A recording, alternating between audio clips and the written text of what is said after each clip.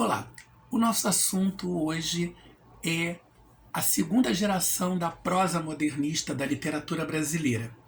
Nós tivemos uma primeira geração que foi um grupo de escritores que rompeu barreiras, que quebrou todo um sistema em que a literatura brasileira estava presa a moldes europeus. Nós tínhamos uma literatura feita no Brasil, mas que ainda estava, desde o romantismo, na verdade, desde o barroco, desde o arcadismo, passando pelo romantismo, pelo realismo, pelo naturalismo, nós tivemos escritores brasileiros que produziram no Brasil literatura brasileira, mas ainda muito seguindo moldes europeus. Depois veio o modernismo, e justamente esses autores modernistas, além de modernizarem a literatura, quiseram quebrar essa ligação quase que de vassalagem que a nossa literatura tinha com o modelo literário europeu. E tentamos produzir uma literatura genuinamente brasileira, com temáticas brasileiras, com uma linguagem brasileira, um jeito de tratar a língua portuguesa mais distante do vocabulário e da sintaxe lusitana. E a temática, logicamente, foi muito importante para isso. Passado esse primeiro momento de rompimento de padrões, as coisas se acalmaram um pouco, ok? Mas ainda havia necessidade de desbravar o Brasil. As experiências com linguagem já não eram tão importantes. O mais importante era retratar o cenário brasileiro e o homem brasileiro, a sociedade brasileira com todas as suas mazelas, com aquilo que ela tinha de bom e aquilo que ela tinha de ruim também. Surge, então, um tipo de prosa que a gente pode chamar de prosa regionalista.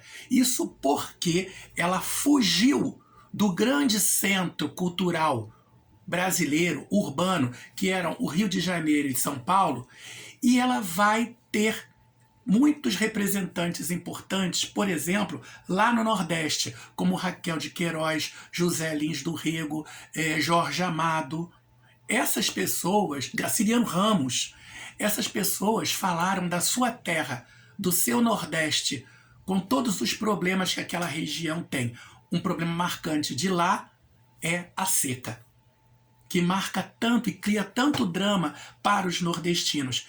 E o problema da seca ele não acontece só no interior, onde as pessoas precisam de água e estão longe dos núcleos urbanos. Até porque, quando elas não têm condições de sobreviverem nesses lugares, eles viram retirantes. Eles vão procurar núcleos urbanos onde eles podem tentar sobreviver. A Raquel de Queiroz tratou muito bem disso no livro O 15, que conta a história da terrível seca de 1915, em que o Nordeste, principalmente o estado do Ceará, todo foi assolado por uma longa estiagem e muitas pessoas morreram de sede, de fome, e muitos daqueles que tentaram sobreviver foram buscar novas chances em outras terras. E desde lá existe essa migração do nordestino para o sul, para o sudeste, para São Paulo, para o Rio de Janeiro e por aí vai. Outra realidade, e aí também vão entrar nesse caminho, por exemplo, Graciliano Ramos, quando escreve Vidas Secas, outro romance que fala sobre a tragédia das secas. Mas também existe Jorge Amado, com a sua realidade da Bahia, tanto da Bahia urbana quanto da Bahia do sertão. E do outro lado, na outra ponta do Brasil, a gente vai encontrar Érico Veríssimo, que vai no seu romance, que na verdade é uma grande epopeia, que fala da criação, ou melhor dizendo, do estabelecimento do que é o jeito sulista de viver. Ele fala da epopeia, da fundação épica do Rio Grande do Sul, no seu romance, que na verdade é uma trilogia, chamada O Tempo e o Vento, que é constituído por 3 partes, por isso é que é chamado de trilogia, onde aparecem personagens fantásticos que até hoje vivem na imaginação do público e que já foram, que já apareceram muito em adaptações do cinema e da televisão. Existiu também uma prosa urbana, e essa prosa urbana ela tem um seu quê de romântico. Romântico no sentido de que o eu, o objetivo do eu narrador é traçar a sua própria realidade e a sua própria percepção da realidade. Então torna-se uma prosa que conta uma história efetivamente, mas que espelha o interior do eu e que se passa num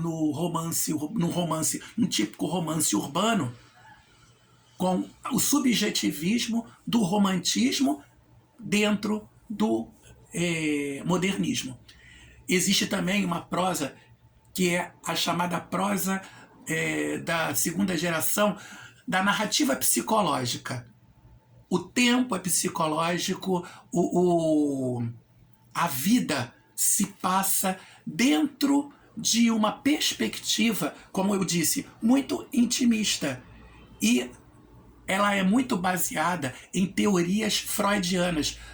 Freudiano vem de Sigmund Freud, que foi o pai da psicanálise. E muitos romancistas usaram essas teorias para constituírem, caracterizarem os seus personagens e os romances que eles produziram. A segunda geração da prosa romântica brasileira também é chamada geração de 30, porque ela vai começar lá aproximadamente em 1930, ano em que aqui no Brasil nós estávamos entrando na chamada ditadura de Vargas, o Estado Novo, que durou até 1945. O ano em que termina a Segunda Guerra Mundial. Então foi uma geração, e essa geração vai justamente entre 1930 e 1945. Então, todo esse cenário da Segunda Guerra Mundial, da ditadura de Vargas, da pouca liberdade, porque como era uma ditadura havia censura, então alguns autores, por exemplo, como Graciliano Ramos, foram perseguidos pela ditadura, foram presos, inclusive. Graciliano Ramos chega a escrever um romance chamado Memórias do Cárcere, em que ele fala do tempo em que ele ficou preso porque ele falava contra a ditadura.